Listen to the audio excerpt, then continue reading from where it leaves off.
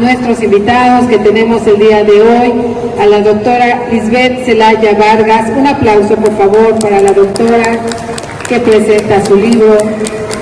Y también al escritor Fernando Persino. Un fuerte aplauso, por favor. Claro, pues estoy muy contento de acompañar a la doctora Zelaya en la presentación de este bello libro que es Ánima, y además estoy todavía más emocionado de que vea mucha gente que ya tiene el libro en sus manos. Felicidades, se acaban de comprar una joyita, porque el diseño es precioso, todo lo que implicó la elaboración de los textos en la parte creativa literaria y los dibujos en la parte gráfica nos acompañan muy bien. Ya los que tienen sus libros en las manos pueden corroborar esa parte, ¿no?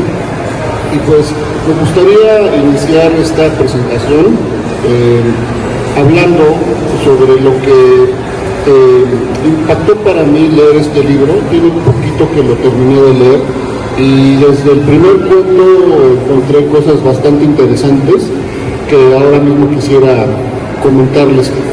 Este texto se llama Fantasmas, Horror Social y Tradición Literaria.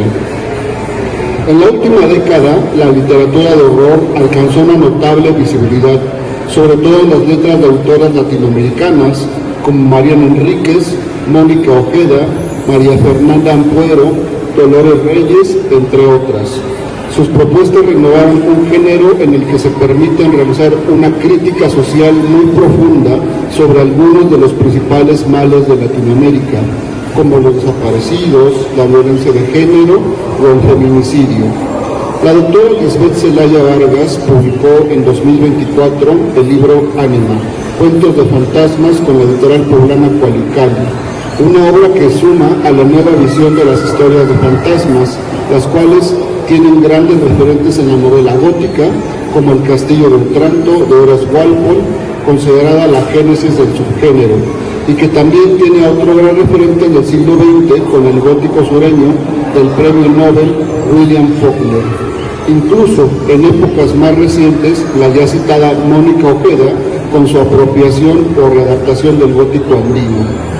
La doctora Zelaya tiene una formación como antropóloga social, y de hecho ahorita quisiera tener una plática de esta faceta profesional con ella. Se nota mucho en el libro esta faceta profesional de cuentos y relatos que ahora presentan. Los fantasmas son recuerdo y nostalgia, consumen una amorosa desaparición, pero heredan cultura y tradición en su entorno, ya sean sus seres queridos o en su comunidad. Son víctimas de violencia social, como en el caso del texto llamado Lobas, para mí el más entrañable del libro, donde una madre buscadora habla de viva voz el dolor que fue perder a su hija. También está el relato del vuelo de la mariposa, donde se manifiesta ese México de fatuo azar, donde cualquiera puede ser asesinado por el narcotráfico. Algo resalta y se nota en el libro: el esmero y confección de técnicas narrativas en las historias, como el uso de la narración en segunda persona. Tal es el caso del cuento Recuerdos Circulares, un título algo borgiano. Suele ser arriesgado usar al tú como narrador, porque implica un arduo trabajo en la redacción para evitar ciertas cacofonías y repeticiones, como la palabra te.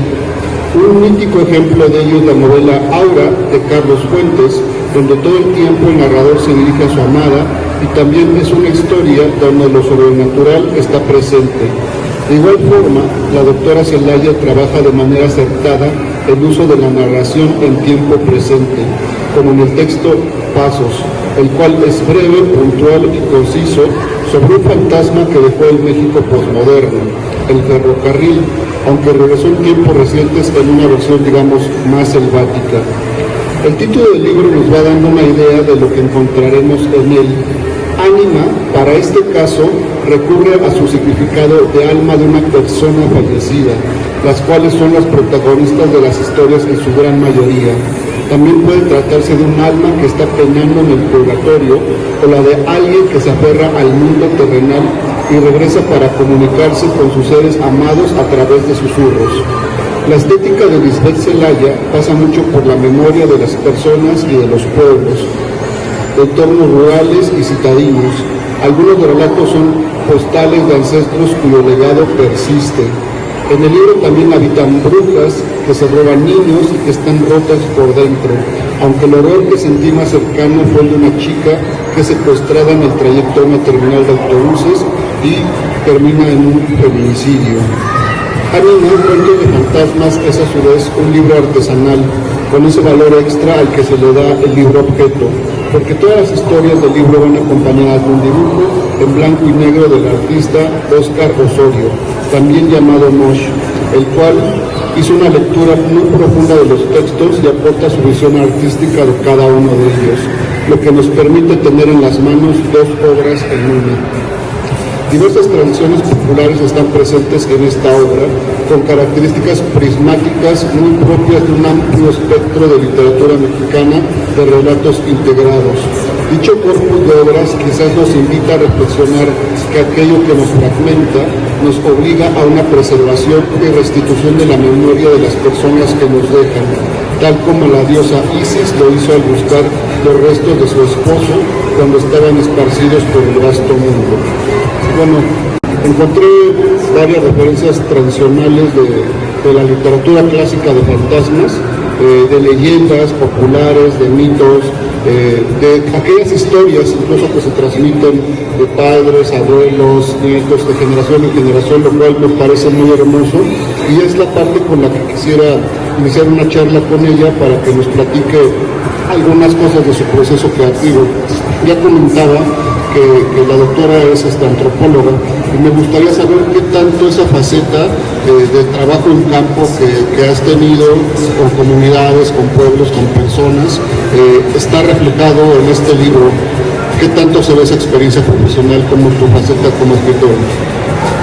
Bueno, para empezar, muchas gracias por esta lectura y este recuento que haces de mi libro, porque precisamente es algo que platicaba, que este libro no nada más son leyendas o cuentos, ¿no? Sino que tienen como un matiz cultural y social que viene precisamente de esta faceta, como dices, de antropóloga, y que tiene que ver con la memoria y con la cultura, ¿no?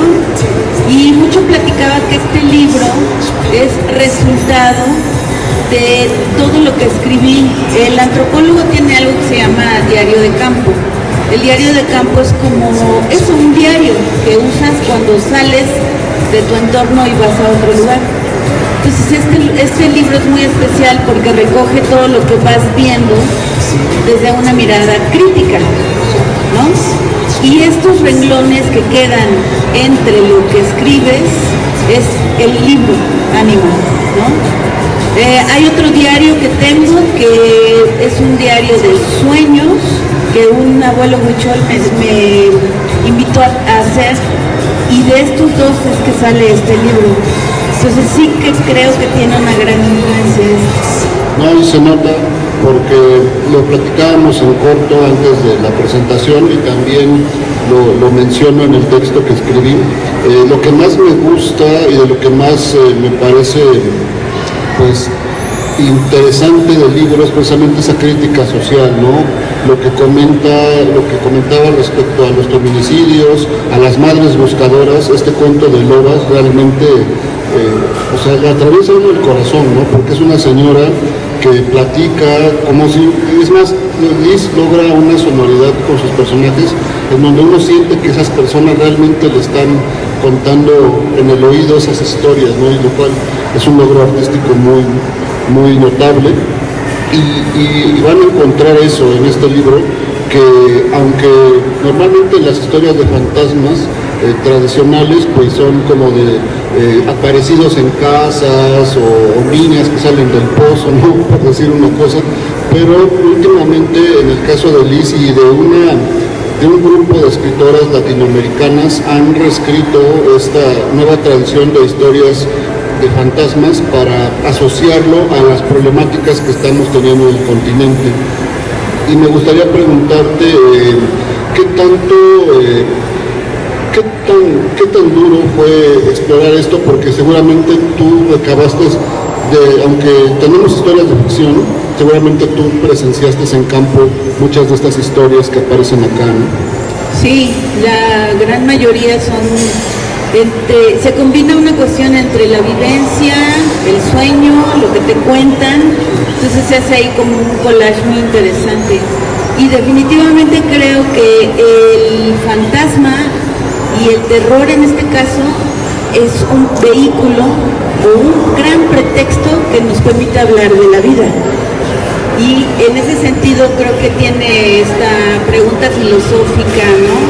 De quiénes somos, qué recordamos, qué decidimos olvidar y hacia dónde, la pregunta es hacia dónde iremos, si definitivamente nos vamos o quedan nuestras huellas aquí como para dejarnos algunas enseñanzas en el recuerdo, ¿no? Claro, y tocaste una palabra primordial que es filosofía, y hay mucho espectro filosófico en el libro porque hace cuestionarse al lector qué es lo que queremos preservar de las personas cuando nos dejan y van al más allá, ¿no? ¿Qué postales, qué enseñanza, qué tradición, cómo podemos mantenernos todavía conviviendo de alguna manera con nosotros, ¿no? Está esta parte de los sueños y demás. ¿Qué tiempo te llevó a escribir ya formalmente el libro? Sí, la idea de los cuentos se ha ido trabajando como digo, a lo largo de mi vida. Escribirlo, ya sentarme a escribir fue más o menos un año, Sí, un claro. año para darle forma. Sí, muy bien.